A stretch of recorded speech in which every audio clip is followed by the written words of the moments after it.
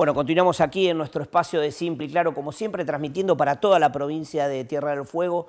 Y bueno, a nadie escapa la situación, como decíamos recién en nuestra editorial, de la problemática que tiene hoy la República Argentina con estos vaivenes económicos y que siempre, lo decíamos, no hay que pensar solamente en aquel que tiene capacidad de ahorro, sino que también hay que pensar en los trabajadores, que en algunos casos, en muchos de los casos, el dinero cada vez se le hace más justo para poder llegar a fin de mes. Y lo mencionábamos en la apertura, ya nos encontramos con el secretario general de la Unión de Empleados de la Justicia de la Nación, Luis Becchi, a nivel provincial, que nos va a estar dialogando de las medidas que se han llevado adelante, las asambleas y bueno, este paro que se ha llevado en la tarde de hoy para poder llegar a un acuerdo con las autoridades del Poder Judicial. Luis, muy buenas noches, gracias por participar. No, gracias a vos y un gusto estar en tu programa. Bueno, a nadie escapa, y lo decíamos recién y lo mencionaba también la editorial, que la situación y los vaivenes económicos hacen de que no haya una estabilidad, haya mucho desequilibrio, muchos desencajes económicos, no solamente para aquellos que tienen capacidad de ahorro, sino también para aquel asalariado que solo le alcanza el dinero para poder vivir. Y ustedes están atravesando esta situación. Primero quiero que me hagas una cronología de lo que fue sucediendo en estos días con respecto a estos diálogos que ha llevado adelante con las autoridades del Poder Judicial de la provincia. Sí, nosotros veníamos a un diálogo que es habitual en nosotros, que lo hemos dispuesto de esta manera hace muchos años, que es una mesa de paritarias anual, donde dialogamos temas que tienen que ver con lo salarial, que tienen que ver con todo lo que es el funcionamiento del Poder Judicial, y también participamos en la mesa de recursos humanos, donde se analiza toda la problemática, ya sea de capacitación, ya sea de necesidades que tienen los trabajadores o las distintas unidades funcionales para dar el servicio de justicia que debemos dar y que es fundamental para nosotros y siempre como empleados queremos dar el mejor servicio de justicia. Bueno, esto fue un diálogo fluido, se sigue manteniendo el diálogo.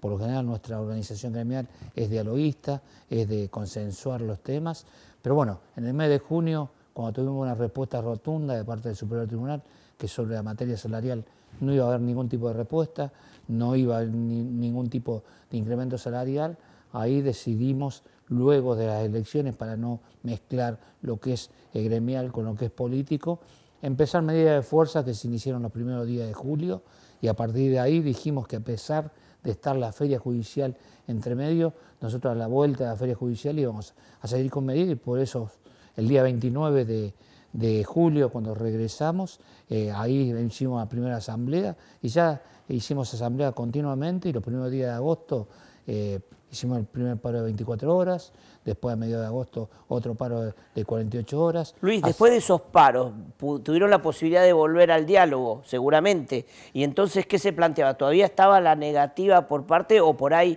el planteo de no poder hacer ninguna recomposición por el momento?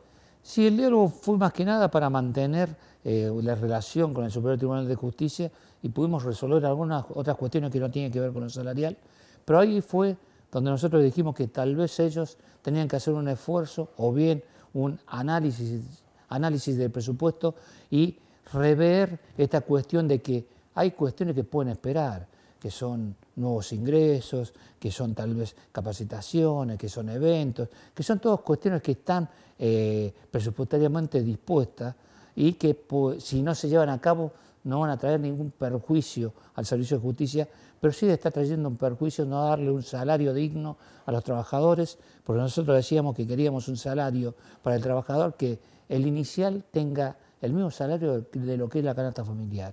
Y nosotros cuando hablamos de iniciales estamos hablando que de la planta de empleados es el 40%. Y hoy en día tenemos que decir que aquellos que están por debajo de lo que es la línea de la canasta básica de la provincia, ya estamos llegando al 50-60%.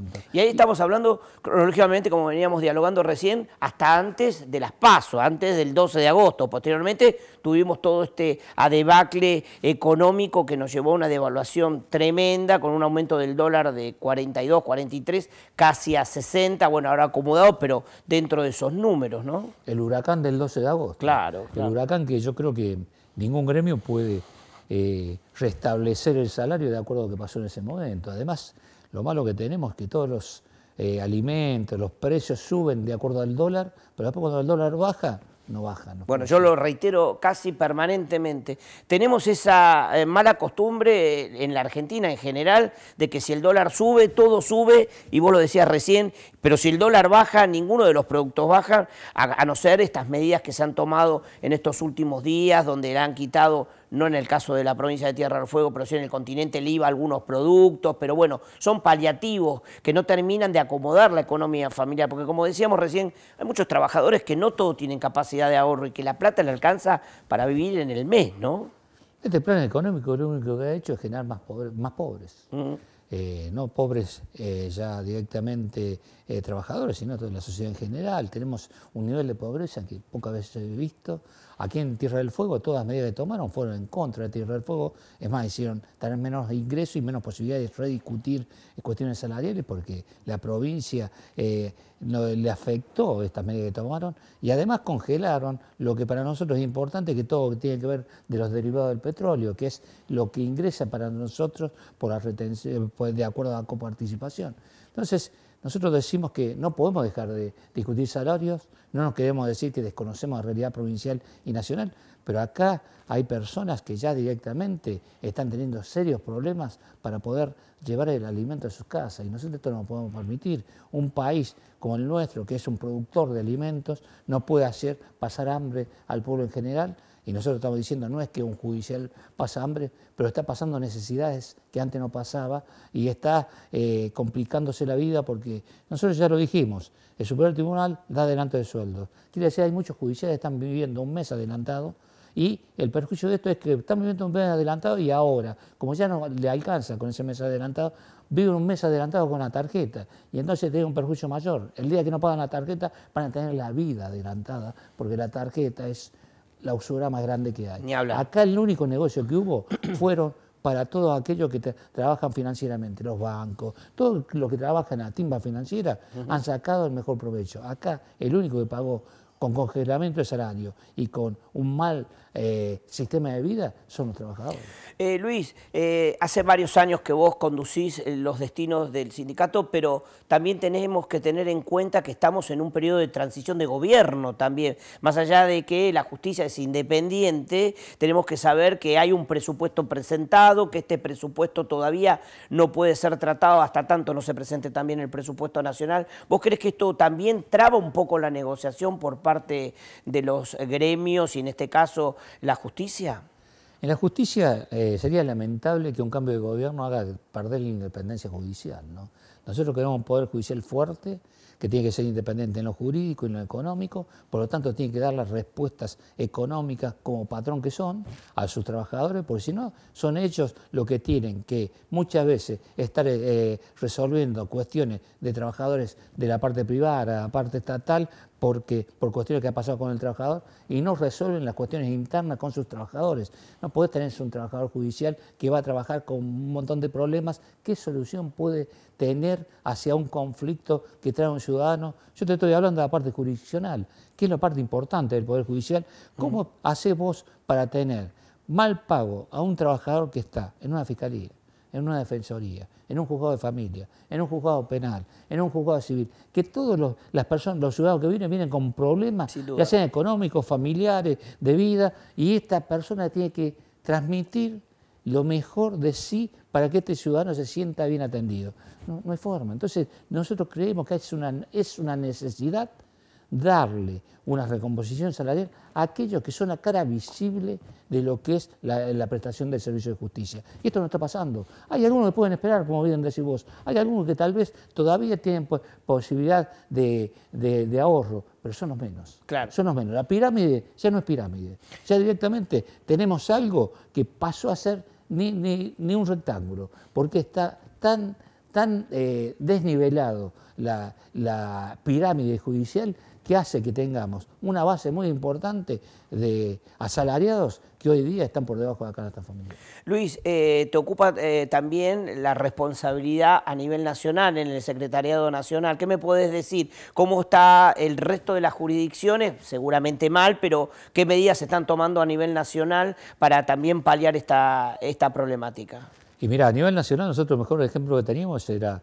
el Gremio Nacional, que depende de la Corte Suprema de Nación, que en este momento tenemos un conflicto de larga data donde no se están pudiendo conseguir las respuestas salariales que se deben conseguir, y es más, se dictó de parte del gremio la emergencia judicial, porque además de no conseguir una mejora salarial, tenemos el problema a nivel nacional de los edificios, del sistema que tienen que tener para trabajar de computación, de los lugares de trabajo donde ya están hacinados, de los lugares de trabajo donde no se hace ningún tipo de arreglo, ya sea en cuestiones eléctricas, ya sea en cuestiones de salubridad.